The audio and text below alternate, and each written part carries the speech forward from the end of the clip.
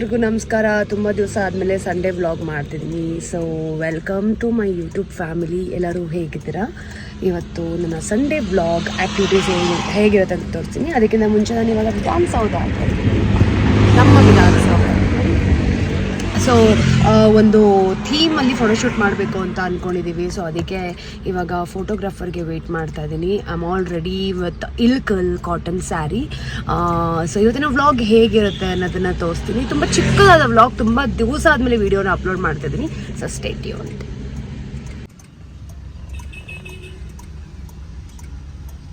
ನೋಡಿ ನಮ್ಮ Bengaluru early morning ಎಷ್ಟು ಶೂಟ್ ಮಾಡಿ ಫುಲ್ಲು ಟಯರ್ಡ್ ಆಗೋಯ್ತು.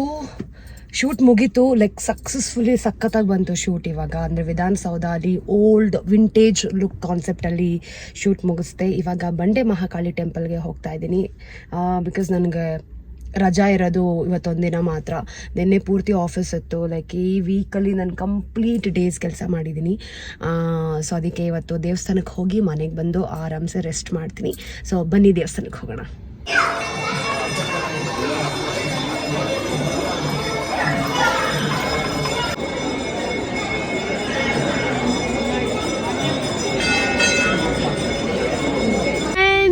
ಬಂಡೆ ಮಹಾಕಾಳಿ ಟೆಂಪಲ್ಗೆ ಹೋಗಿ ಈಗ ಮನೆಗೆ ಹೊರಟಿದ್ದೀನಿ. ಅರ್ಲಿ ಮಾರ್ನಿಂಗ್ ಶೂಟಿಂಗ್ ಆಯಿತು, ಟೆಂಪಲ್ ಆಯಿತು. ಈಗ ಮನೆಗೆ ಹೊರಟು ಸಂಡೇ ಅನ್ನೋದನ್ನ ನಾನು ನಿಜವಾಗ್ಲೂ ಮನೇಲಿ ಇಟ್ಕೊಂಡು ಎಂಜಾಯ್ ಮಾಡಬೇಕು. ಬಿಕಾಸ್ ನಾಳೆಯಿಂದ ಮತ್ತೆ ಆಫೀಸ್ ಸ್ಟಾರ್ಟ್ ಆಗುತ್ತೆ.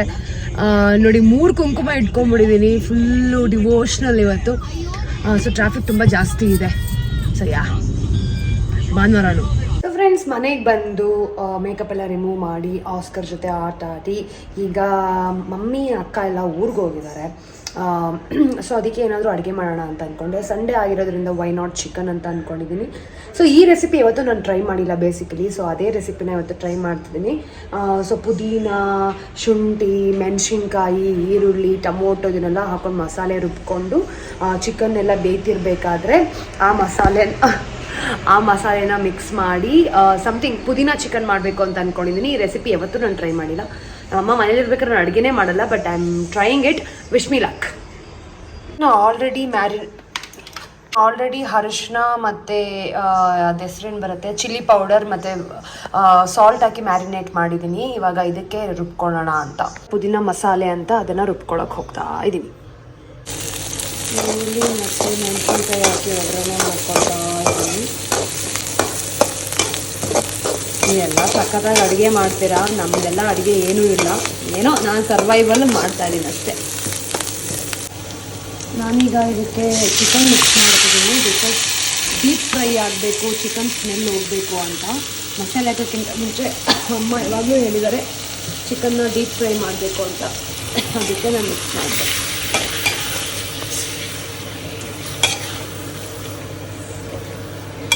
ಯಾಕಂದರೆ ಆಲ್ರೆಡಿ ಎಲ್ಲ ಮಸಾಲೆ ರುಬ್ಕೊಂಡಿದ್ದೀನಿ. ಅದಕ್ಕೆ ಚಿಕನ್ ಮ್ಯಾರಿನೇಟ್ ಮಾಡಿರೋ ಮಸಾಲೆ ಎಲ್ಲ ಡೀಪ್ ಫ್ರೈ ಆಗಲಿ ಅಂತ ಐ ಆಮ್ ಡೂಯಿಂಗ್ ದಿಸ್. ಚಿಕನ್ನ ಫುಲ್ಲು ಫ್ರೈ ಮಾಡ್ಕೊಂಡು ಆಗಿದೆ. ಇದಕ್ಕೆ ನಾನು ಇವಾಗ ಮಸಾಲೆ ಆ್ಯಡ್ ಮಾಡ್ತಾ ಇದ್ದೀನಿ ಅಂತ. ಘಮ ಏನೋ ಚೆನ್ನಾಗಿದೆ. ನೋಡೋಣ ಟೇಸ್ಟ್ ಹೆಂಗೆ ಬರುತ್ತೆ ಅಂತ ಪುದೀನ ಚಿಕನ್ದು. ಸೊ ಮಸಾಲೆ ಎಲ್ಲ ಆ್ಯಡ್ ಮಾಡಿದೆ. ನೋಡಿ ಆ್ಯಡ್ ಮಾಡಾದಮೇಲೆ ಈ ಥರ ಬರ್ತಿದೆ. ನಿಜವಾಗ್ಲೂ ಮಸಾಲೆ ಎಲ್ಲ ಎಷ್ಟು ಪ್ರಮಾಣದಲ್ಲಿ ಹಾಕ್ಬೇಕಂತ ಗೊತ್ತಿಲ್ಲ. ಏನೋ ಕನ್ನಡತೆಯಲ್ಲಿ ಹಾಕಿದ್ದೀನಿ, ನೋಡಬೇಕು ಹೆಂಗೆ ಬರುತ್ತೆ ಅಂತ. ಸಾಂಬಾರು ಅಲ್ಲ, ಕರಿನೂ ಅಲ್ಲ, ಮಧ್ಯದಲ್ಲಿದೆ ಇದು. So will see. Actually chicken ಘಮ ಅಂತ ಸ್ಮೆಲ್ ಬರ್ತಾ ಇದೆ.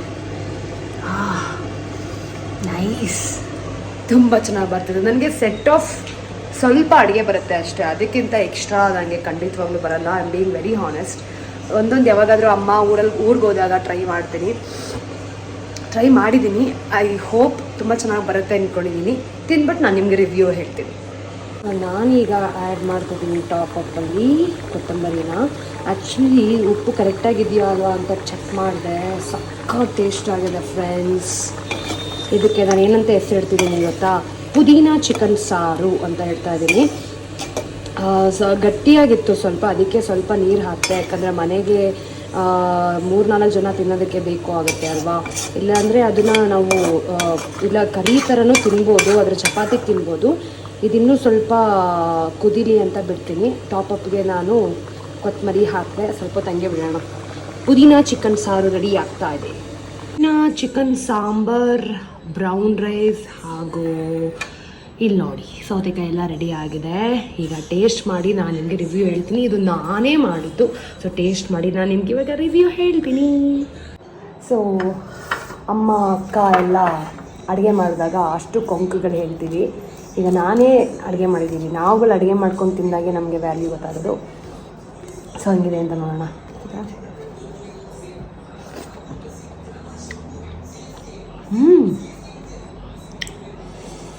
ಸಕ್ಕತ್ತಾಗಿದೆ. ಆದರೆ ತುಂಬ ಖಾರ, ಹೆವಿ ಖಾರ ಹಾಕ್ಬಿಟ್ಟಿದ್ದೀನಿ. ಬಿಕಾಸ್ ನಂಗೆ ಖಾರ ಗೊತ್ತಾಗಿಲ್ಲ. ಆದರೆ ಸಖತ್ ಟೇಸ್ಟಿಯಾಗಿದೆ. ಅಂದ್ಕೊಂಡಿರಲಿಲ್ಲ ಇಷ್ಟು ಚೆನ್ನಾಗಿ ಬರುತ್ತೆ ಅಂತ. ಸಕ್ಕತ್ತಾಗಿದೆ. ನಾನು ಏನೇನೋ ಹಾಕ್ಕೊಂಡು ಏನೇನೋ ಮಾಡಿದೆ, ಬಟ್ ಟೇಸ್ಟ್ ಚೆನ್ನಾಗಿ ಬಂತು. ಅದು ಹೇಳ್ತೀರ ಗೊತ್ತಾ, ಅದಾದ ಏನೂ ಗೊತ್ತಿಲ್ಲ ಅಂದರೆ ಅಡುಗೆ ಮೇಲೆ ಏನಿರುತ್ತೋ ಅದನ್ನೆಲ್ಲನೂ ಮಿಕ್ಸ್ ಮಾಡ್ತೀನಿ ಚೆನ್ನಾಗಿರುತ್ತೆ ಅಂತ. ಖಾರ ಅನ್ನೋದೊಂದು ಬಿಟ್ಟರೆ